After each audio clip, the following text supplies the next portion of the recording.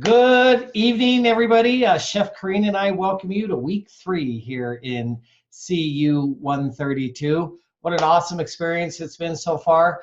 That Chef Kareen and I both share a common goal, and that's watching others grow within the industry. We were just kind of talking about something neat.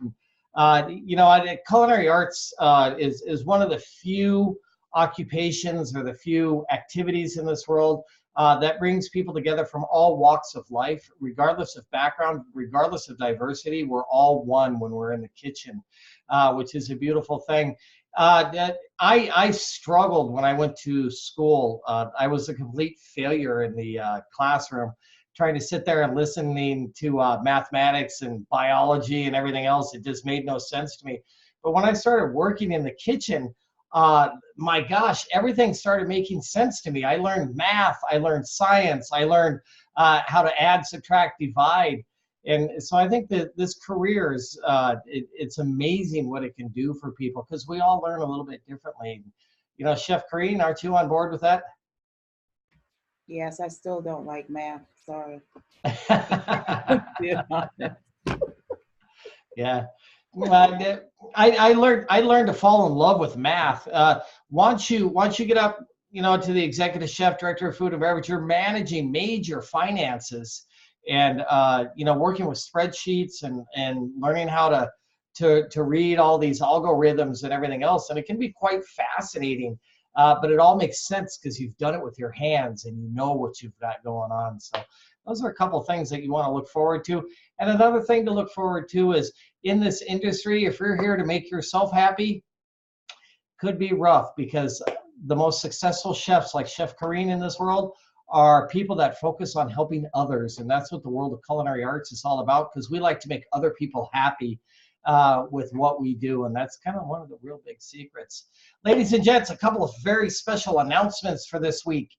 If you have your assignment submitted by Wednesday and you do not receive a grade, fear not, because Chef Kareen will have that assignment to you no later than Monday by 3 p.m. Central Standard Time. That is because Chef Kareen and I are taking a couple of days off to spend with our families and other important folks. So the school is going to be closed down. So once again, if you do get your assignment in by Wednesday, which we hope you all have it in by tomorrow night, and you do not receive a grade by Wednesday, relax. You're going to get your grade no later than Monday by 3 p.m. Central Standard Time. And for this week and this week only, we are extending the late period until Friday, November the 29th at 11:59 p.m. Central Standard Time. So we did give you a little bit of a grace period there because we know that a lot of you will be spending your family or spending time with your family on Thanksgiving Day. So fear not.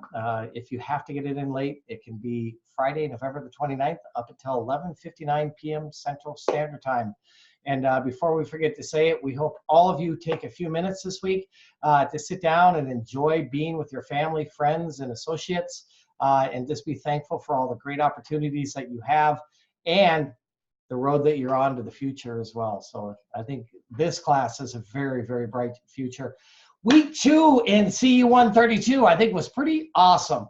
And I love this class. The submission rate has been fantastic, and the assignments are looking really good too. Chef Kareen.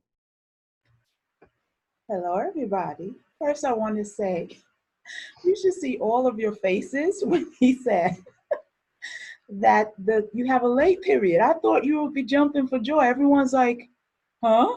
It's going to throw you off. It shouldn't, right?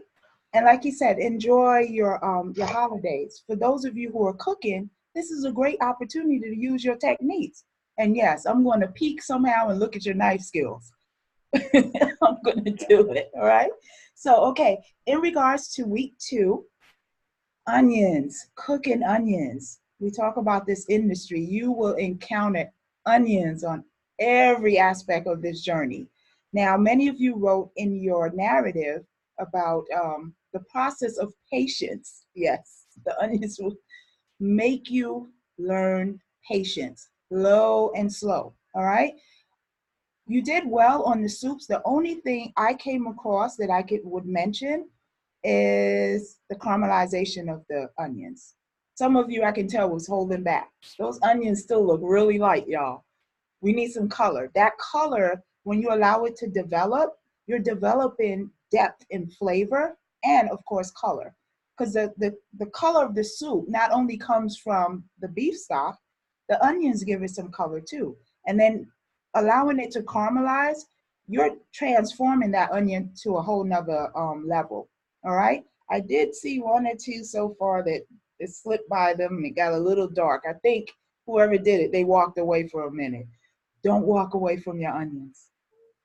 I'm serious, because you're dealing with sugar, and once it reached that temperature and you see it starts to get that nice little brown, it's not going to stop.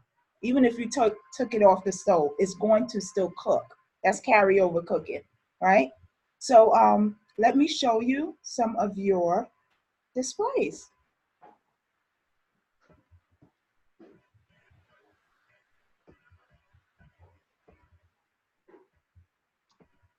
Wow, those look good.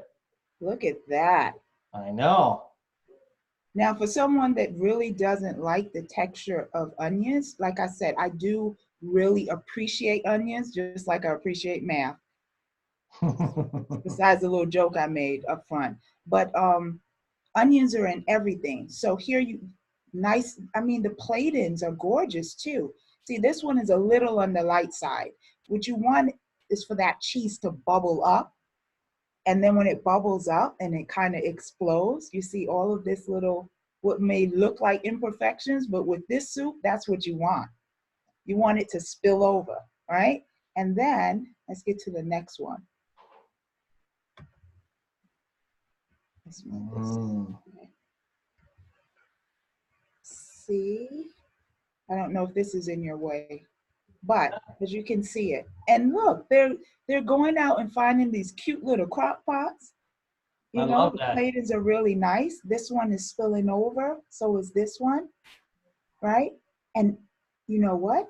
The presentations are amazing. The plates are nice and clean, right? And the thing is with this, you remember you have to toast that bread. If you don't toast it, guess what? It's going to sink into the soup and soak all of your liquid up, and then it becomes mushy. You don't want it to do that. You want when the person that's the diner that's in just having the soup, when they crack into the cheese and that crouton, they get some of that soup and they bring it right up. Now, there's this other way, real quick. It's served in some restaurants with the little scissors. It's a plastic scissors, and it's because you can cut the cheese up. The reason why is this soup was served on the high end, and most of the ladies or the gents will be so, you know, nicely dressed, maybe with a scarf or something like that. And by cutting it up, it allows them to have smaller bites and they don't have to worry about spilling on their clothes. But very nice, right? I'm real proud of you guys. You're doing really well. And congrats on the early submission again. Keep it up. I love that. All right. So I'm throwing it back to you, Chef. You're supposed to catch it. Great job in week 2 and CU 132. Great job, everybody. I think a lot of those soups are fantastic. French onion soup is one of those soups that you can be sloppy with. It's one of the very few things, but not this week in CU 132 because we're changing directions. We're heading to China this week, everybody, and we're going to be working on a little bit of dim sum. I always think about dim sum as like Spanish tapas, like small appetizers, bite-sized things traditionally served in the afternoon. China has a lot of dim sum recipes that specialize in those ingredients. Let's take a look at this week's class page. Our week 3 live session. Everybody's here. Thank God. Great job, everybody. Due to the Thanksgiving holiday, don't forget that if you don't receive your grade by Wednesday, you will receive it by Monday at 3 p.m. Central Standard Time, and that we're going to be accepting late submissions until November 29th at 11:59 p.m. Central Standard Time, and we want everybody to enjoy your Thanksgiving. Research materials, there's 2 great videos in here done by our Chef Kareem, and they are fantastic videos. We're going to take a look at some of the information in those videos here a little bit later. Very well done. This link right here that says more information on China, It's critical. It contains a lot of very valuable information about foods, everything from bok choy to the watermelon radishes that they use. So it's a great link to follow. Make sure you read up on it. And also eating and drinking in China. This is also a fantastic link. Ladies and gentlemen, with the knowledge checks, don't forget that you can take those as many times as you like, and only the highest score will remain. When we reach out to you and we say, hey, how you doing? Can you post attendance for us today? Just do one of the knowledge checks and you're set and ready to go. And then in the kitchen this week, you have your choice of this week's options: dim sum, egg rolls, or dumplings. Choice A or choice B. It says that the dipping sauces are optional, but you know what? I highly recommend that you make the dipping sauces because they have some great techniques and they bring forth a lot of great flavors. And egg rolls. Egg rolls are so much better with the sauce, so it's really, really important.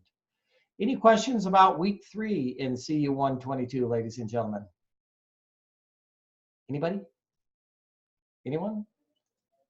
All right, ladies and gents, on the road. Let's talk about China here. What's that? Oh. I had a question about the egg roll sauces. Sure. I seen that there were 3 different options. Correct. Which one would be the main one to go with? Because I mean, me restaurant experience, I would go the most basic, you know, most efficient. Well, I'm going to leave it at this. I think all 3 sauces are absolutely fantastic because they all 3 have their unique flavors. And I say that when we get to this part in the class where we're talking about the different sauces and stuff, I think that'll help you decide which one is best for you. Does that help? Yes, sir. Kind of. Yes. Yes, sir. No, we'll explain it in detail. And at the end of the class, if you still have questions, just reach out and say, hey, I need more help. We're right here for you. We'll take care of you. So no problem. Heard that. All right, ladies and gents, on to China. All right, China, what a big country. It's the 3rd largest country by land mass. Absolutely insane. It is a big country. One of the biggest challenges with China are all the different languages and dialects that are spoken. From the south of the country all the way up to the far north, you're going to run into multiple languages. There's 5, 6, 7, 8, 9 different languages that are spoken. And then within those languages, there are different dialects as well. So it's not the easiest country to travel through. So that does make it a challenge. And it also features the 2nd largest economy in the world. So there is a lot of money going in and out of that country. Now, taking a look at some of the common food items over there, the list goes on and on. You're probably thinking to yourself right off the top of your bat, rice. And this is a really interesting fact. Europe grew much slower than China did. And they say one of the primary reasons for that is 1 acre of wheat will yield 6 million calories. Right? Whereas 1 acre of rice will yield almost 11 million calories. So in order to grow the population faster, the rice was fueling that growth. Whereas in Europe, they only had about 50% of the caloric food that China did. And so that was one of the interesting reasons that they attributed to the rapid growth of Asia. So ladies and gents, these are some of the common ingredients that are used in the foods. Soy sauce, which is very high in monosodium glutamate, which pops open the palate on your tongue, really enhances the flavor. So you see a lot of chefs that like to use that in a secret basis. Sesame oil from sesame seeds gives it kind of that nutty, aromatic, sweet flavor. Yes, sesame oil, when you are working with it, needs to be utilized in smaller quantities. Oftentimes in the kitchen, we'll take canola oil or another vegetable oil and we'll add a little bit of sesame oil to that to perfume the oil.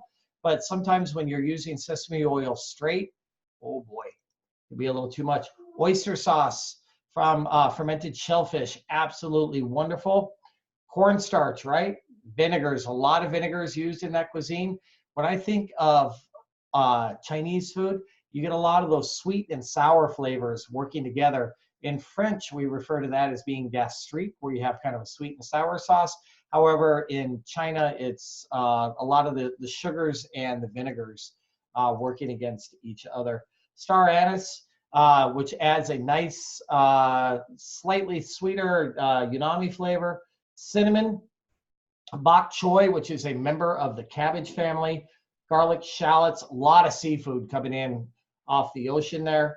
Lots of different chilies. They like to use a lot of dried chilies in their cuisine because they do have a very seasonal climate there. So they'll harvest chilies late in the year or late in the spring up and through the summertime, and then they'll dry them and use them throughout the winter.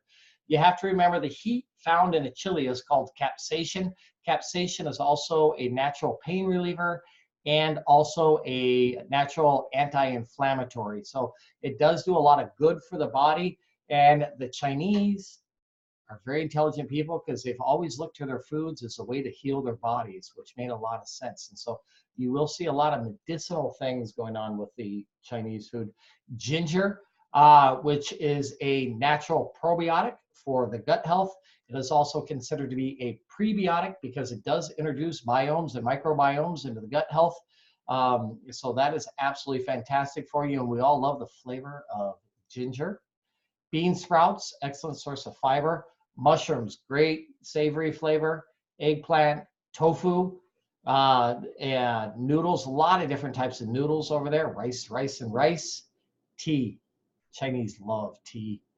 Pork, chicken, and the list goes on and on. And those are some of the more traditional foods that you're going to run across. What's your favorite Chinese ingredient, Chef Karine? So many. I like ginger. Ginger? Yeah, ginger. I'm not really into the spicy anymore. Ginger, a little hint of ginger. And someone mentioned, I think it was Aaron, that his dad, when he was a little boy, added peanut butter to make the, what is it, egg rolls, right? Mm. And you could see why, because it was a binder. I like that underlying flavor of the nuts in my Chinese. So when he mentioned that, that's what I thought of. So you could talk about sauces. That's a great way to introduce that in there. Yeah, that is. That little nutty flavor from even soy sauce, you could break it down, right? And get a little nutty flavor from that. Or the sesame seeds. Yeah, it's kind of interesting you say peanut butter. We used to do a filet mignon, a grilled filet, a Chateaubriand. And then in our demi-glace, we would put peanut butter and jelly. So it was called a PB&J filet. And then we'd balance it out with a little bit of apple cider vinegar. So it was kind of a gastrique flavor with unami flavor. So it was kind of cool. Mm-hmm. Yeah. Funky food. Yeah, this is back in the 80s when everybody was happy. All right, ladies and gentlemen. Tell our age, Chef. Why you got to tell us? Well, I don't know if I can hide it anymore, man. I'm out of the closet. That's it. Ladies and gents, taking a look at some of the famous Chinese dishes out there. Peking duck, which is a really fascinating thing. If you ever get an opportunity to look that up on YouTube, how they do it, they're actually using air compressors now that they attach to the neck of the duck, which as they apply the air, it separates the skin from the actual flesh and it allows it all to air dry. It's a really super cool product. If you ever get a chance to eat it, I highly recommend it. Hot pot, Chinese hot pot, absolutely fantastic, which is a soup. Tofu, which is tofu's very interesting. It's fermented soybeans and it's done in a soft tofu, a hard tofu, and can be very versatile. We even use it to make a hollandaise sauce at one of the properties I'm associated with. And it is very high in protein, very low in fat, and it's an excellent source of dietary fiber as well. So you see a lot of soy. It's also commonly used as a meat substitute in vegetarian dishes. A lot of stir fries. You know, Chef Corinne was saying ginger is her favorite Oriental or Chinese condiment or seasoning. Mine has to, forget the seasonings. I love the wok, man. I'm all about the wok. I love cooking in woks. Once you get a really well seasoned wok and it turns very dark or black almost, the flavor of the foods coming out of there is just incredible. That's like how Southerners feel about their skillet. They're cast irons. Yeah. Yeah. That's right. Yeah. That's big business. Yeah. All right.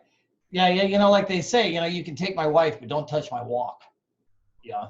It's a very important thing. All right, ladies and gents, fried rice, that's another big dish. Moi choy is another one.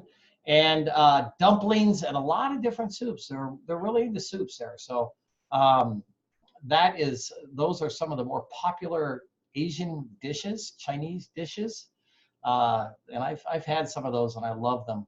Well, one of the most common eating utensils in China would be chopsticks. And chopsticks have a lot of ethics surrounding them.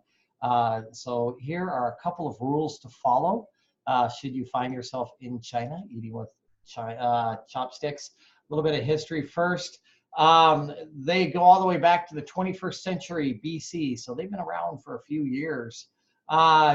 Never, ever hit the plate with your chopsticks. Very, very bad. It makes it look like you are starving and you need food really bad. You're asking your host to hurry up, serve faster. It's a very rude sign to do.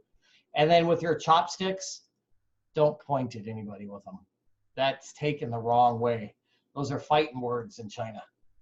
And then do not touch the chopsticks to your mouth. They consider that to be very unsanitary.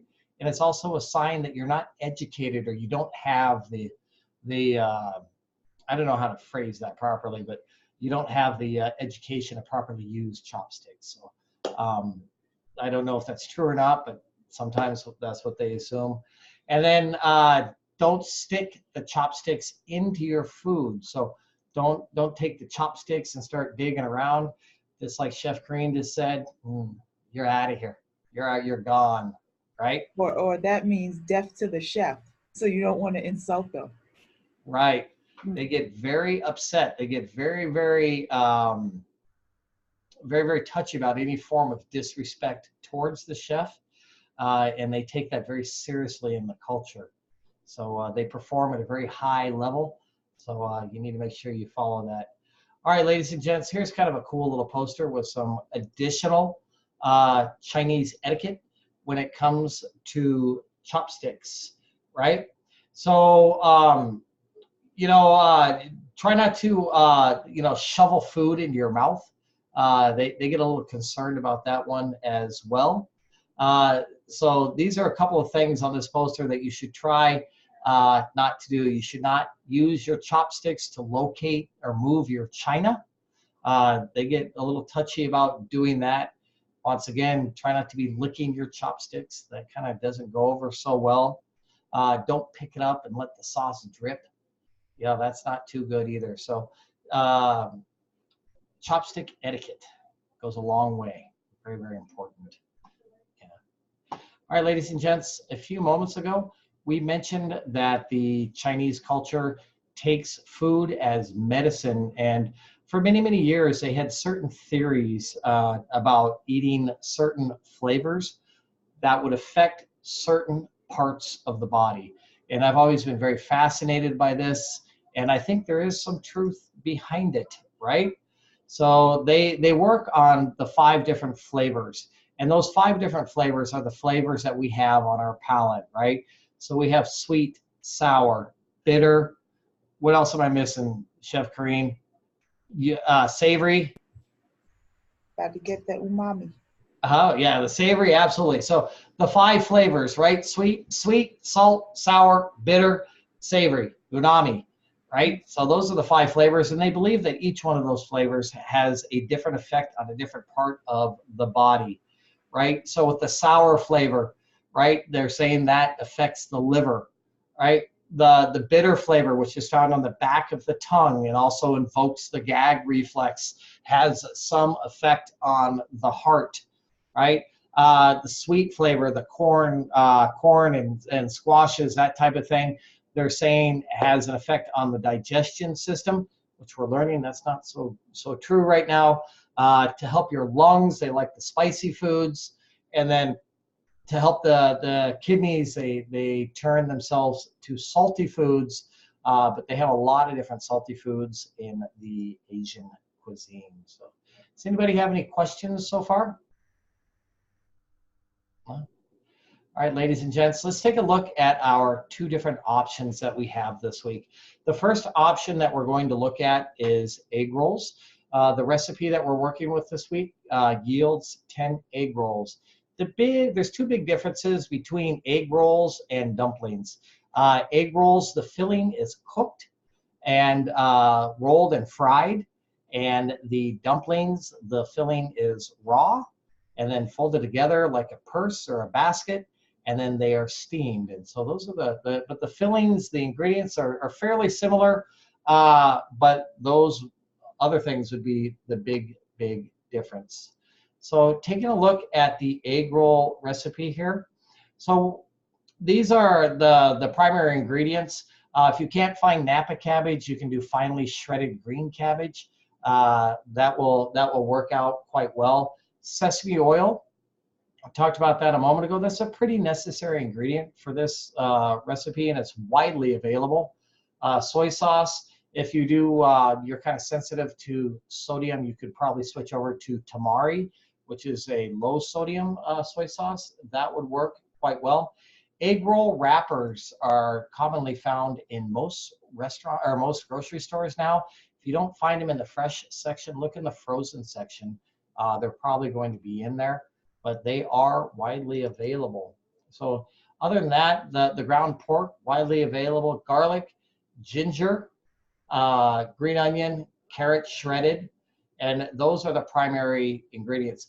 Down here for the egg rolls, they are deep fried. We do not deep fry in olive oil. That's a bad thing. Because at 375 degrees, olive oil, its molecular structure completely changes. It loses its color. The oil becomes bitter, and it reaches smoke point. So that bitterness is going to be imparted into your food, and it's not going to taste good. So make sure you get yourself some vegetable oil or canola oil, grapeseed oil, avocado oil. Those oils have higher smoke points and are much better. So for the filling for the egg rolls, you're going to get your skillet. Cast iron skillet works awesome for this dish because it holds its heat so well.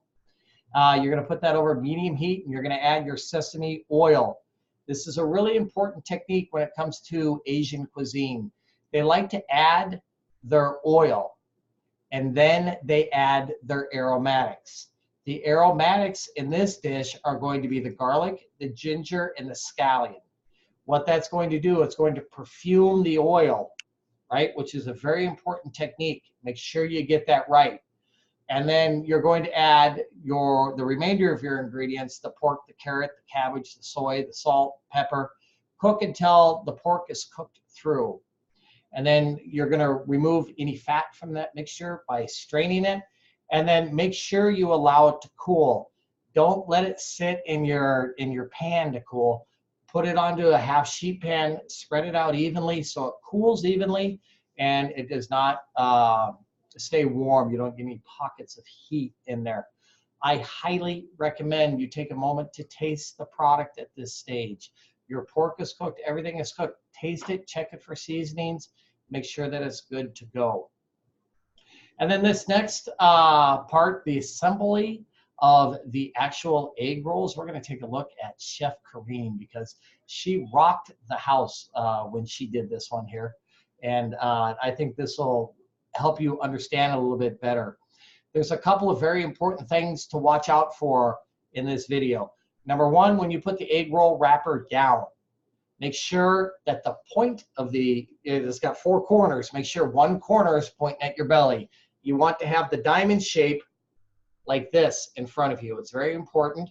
And then secondly, the filling for the egg roll is going to go on the lower portion of the egg roll. Don't put it in the middle or at the top.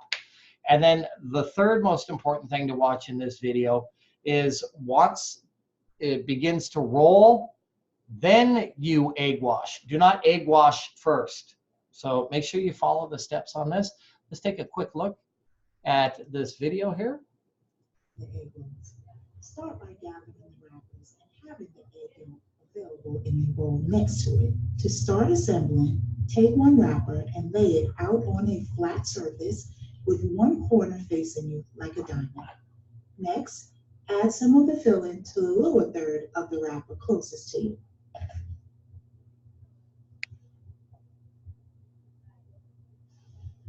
From there, lift the corner closest to you over the filling and tuck under the filling. Roll slightly to the middle of the wrapper. Next, brush the exposed edges with the egg yolk so it sticks together better.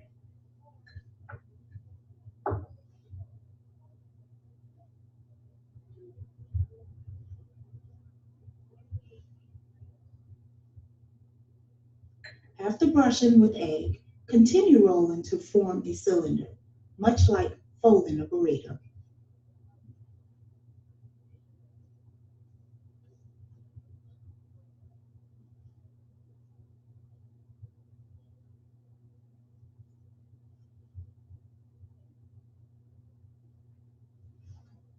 When it's folded, set aside and continue to fill and fold the remaining egg rolls. Once all the egg rolls are assembled, heat 3 cups of oil in a medium-sized pot or wok to 350 degrees. While this heats up, prepare a rack to drain the egg rolls on.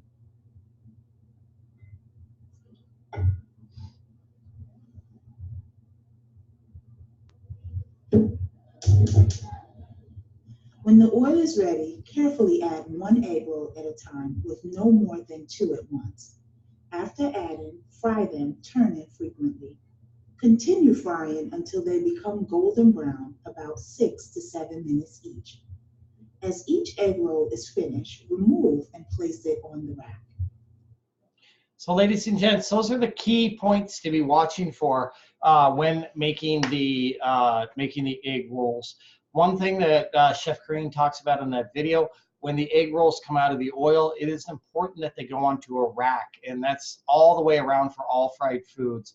A lot of people make the mistake of putting fried foods out of the oil and onto a towel, thinking that it's going to help absorb the additional fat. It doesn't work that way. What happens when you deep fry, the oil transmits the heat to the interior of the product. The interior of the product then creates steam, and it actually cooks outward. So if you were to put it into a towel, it blocks that steam and allows the oil to stay on the actual product. So make sure that it does come out. Secondly, make sure that your oil reaches a temperature not more than 350 degrees. That's very, very important. Otherwise, you're going to brown and burn the outside of your egg roll while the inside of your egg roll is still cool.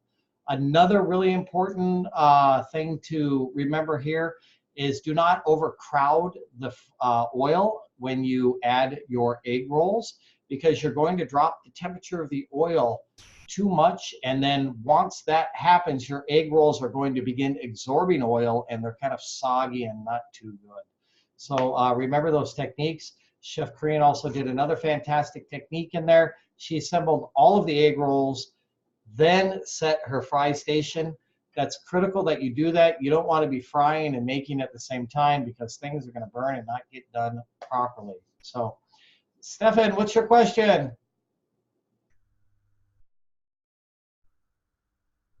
Hey, Stefan.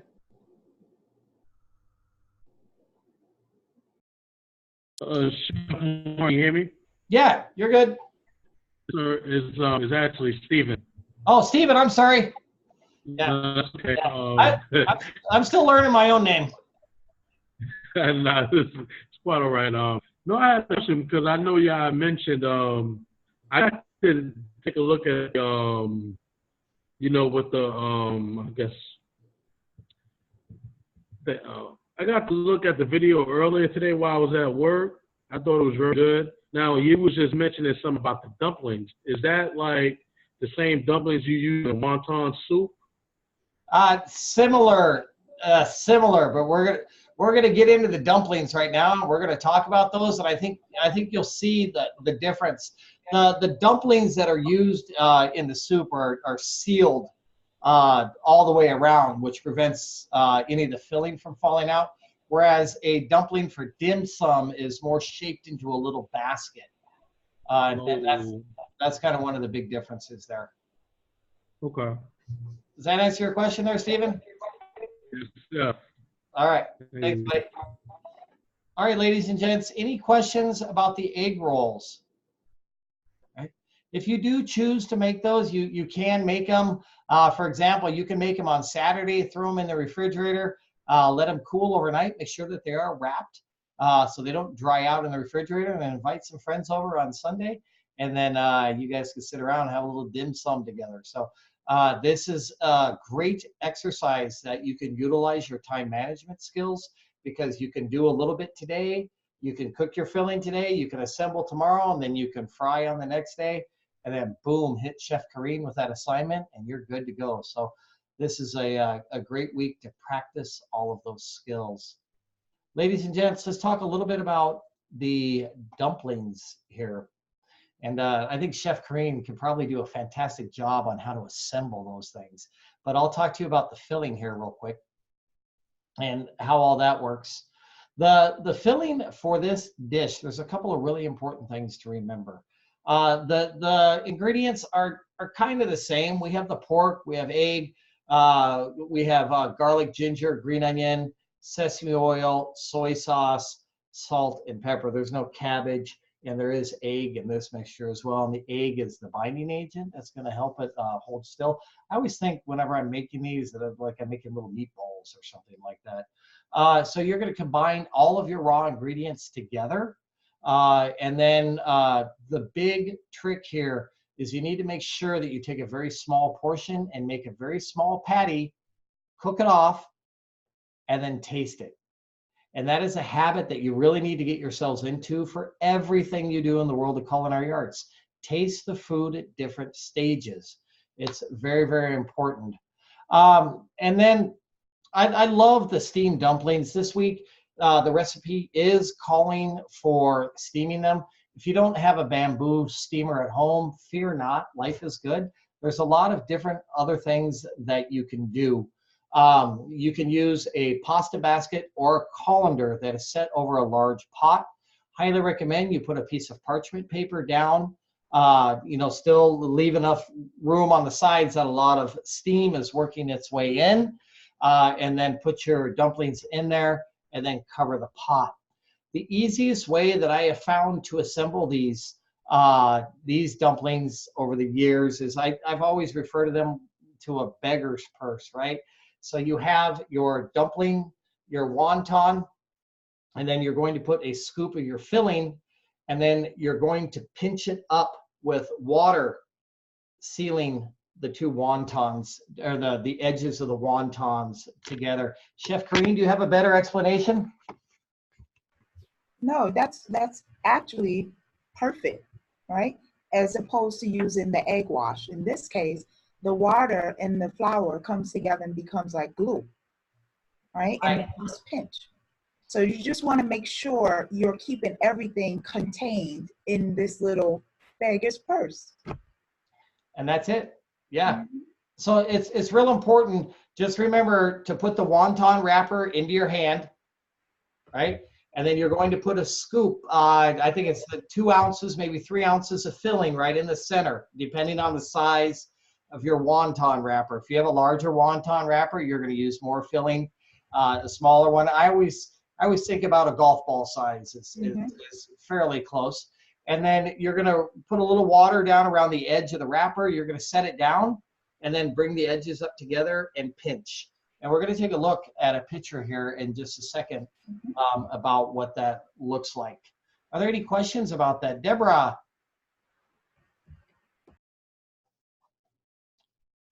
Deborah?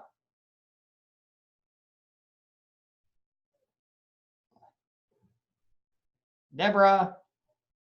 Can you hear me? Yeah, there you go. You're good. Concerning, I don't have a steamer, so I'm going to use my colander.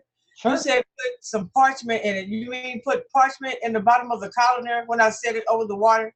Correct. And that's going to help it from sticking to the bottom of your pot. And it'll also help you lift it in and out as well. All right. Yep. Thank you. Now, there's also another method where you take the wonton wrapper. You can take a coffee cup. You could take a circle cutter if you like to. Just cut a circle out of your wonton wrapper and then put your filling right there in the center. Take your finger, get it wet, rub it around the edge of your circular wonton, and then bring the edges up and pinch them together. It almost looks like a crimped taco, I guess you could kind of, maybe that's where the Mexicans got it from. I don't know. Yeah, they stole it from the Chinese. But so that's just a secondary method. That's perfectly fine. You want to steam those dumplings probably for about 8 to 10 minutes. Is about all that it takes. Pull them out and boom on the plate, and then chow down. You have anything to add to that, Chef Green? I do want to point out when Chef started speaking about the dumplings, in the recipe, when you read it, it says take a little, after you seasoned it, after you brought everything together, and cook that little portion. It's important for you to cook that and taste it. That tells you if you need to add something else or you're right where you need to be in regards to the raw mix that you have. That's why it's so important to taste it, all right? And remember, with the dumplings, you're cooking the raw meat. With the egg rolls, you're pre-cooking that meat and then adding it to your egg roll wrappers. So that's where sometimes the students stumble. Mm-hmm. Okay, and the other thing in regards to like the colander or the steamer or the colander should never touch the water level. There should be a separation. If you allow, especially if you're using a colander, a metal colander, that steam and the water touching that metal colander is going to be extremely hot. So you won't be steaming your dumplings at that point. You're overcooking them. Yep. All right? Absolutely. Absolutely. Any questions, ladies and gents, about the dumplings or the egg rolls? No? All right, ladies and gents, let's take a look at the sauces here real quick. And there are a choice of 3 different sauces. All the sauces are optional this week, but we highly recommend that you make the sauces because the dumplings and the egg rolls they have to have a sauce. You can't make them by themselves. They get lonely, and plus the flavors pair so well together. It's very, very important. So, ladies and gents, the most basic, simple sauce is a soy sauce and a rice wine vinegar. It almost reminds me of a Vietnamese sauce. They make something similar to that, and they add a little bit of sugar to it. But that sweet and sour flavor really pops out the flavor, especially in the egg roll, because that egg roll is fried, so it's a little bit fattier. It has a little bit of a heavier mouthfeel. So the acidity in the vinegar really just cuts through that flavor. I really like that one. The other sauce is going to be a little bit thicker because you're going to be working with cornstarch. And this is that restaurant, this is that sauce that you go into the restaurant and it's the red stuff in the cup, right? I don't know how else to describe it, but basically what you're going to do is you're going to combine your ingredients other than the cornstarch, and you're going to bring those ingredients to a boil, and then you're going to make a slurry with your cornstarch, half cold water, half cornstarch, right? Mix that together very well. When your sauce is at a rapid boil, you're going to slowly stir in that cornstarch. Cornstarch slurries require a boil in order to take effect. Mm-hmm. If your sauce is not at a raging boil, when this happens, the cornstarch will eventually sink to the bottom and your sauce will remain thin. So make sure that you do have it at a boil. And then mustard powder. right? This mustard sauce. I love this. This sauce is very, very pungent. It's got a pop to it. It's that mustardy flavor that you can almost feel comes out your nose when you eat it. Traditionally served with egg rolls as well. It's a very simple sauce. Ground mustard, a little bit of water, a little bit of distilled vinegar, and that's it. And you just let it hang out for a few minutes after you mix your ingredients, and that's it. But ladies and gentlemen, yeah. Can I interject for a second? I have to answer a question, but then I have to run. Yes, you can use ground meat other than the pork for the person that just answered. Didn't want to interrupt you, but to all of you, have a great Thanksgiving. I'm looking forward to your submissions and show off on me with those presentations, okay? Be safe. Thanks, Chef. Happy Thanksgiving, Chef Kareem. Bye. Bye. All right, ladies and gents. So that takes care of the sauces. Chef Kareem just brought up a very important part about presentations with your dishes this week. Traditional presentations, especially for these foods are clean and simple. We don't want to kill it with garnishes, with parsley sprigs and herb sprigs. We want to see it nice, clean, simple presentation is the way that it works best. Here's a couple of pictures of some dumplings and some egg rolls. These dumplings are the ones that are cut into circles right up here, and then they're folded in half in kind of a taco shape. Remember, you put a little water on there to seal it, and then you pinch it together. And then the beggar's purse, this is the actual style right here that I initially was talking about, where you take the wonton wrapper itself, then you put the filling into the center, and then wetten it around the outside, set it down, and then pinch it up into a little beggar's purse or basket. That is another style. I like this one because you can actually see the filling in it. I think that looks kind of cool. And then we have an egg roll over here. If you don't eat pork, I would suggest substituting with ground chicken for this dish. It seems to go together a little bit better than the ground beef. In my opinion, but if you want to use ground beef, that works as well. But I think you'll have better luck with the ground chicken or the ground turkey. So, ladies and gents, any questions? Anybody? So, ladies and gentlemen, don't forget that if you do not receive a grade on your assignment by this Wednesday, you will receive one on Monday by 3 p.m. Central Standard Time. And don't forget that we have extended the late submissions until Friday, November the 29th, until 11:59 p.m. Central Standard Time. And I wish all of you a happy Thanksgiving. Do yourself a favor, please. Sit down, enjoy some time with your family, breathe a little bit. You've all been sacrificing a lot, going through school, working, and doing everything else. You deserve a break. Treat yourself well. So have a great night, everybody. Take care.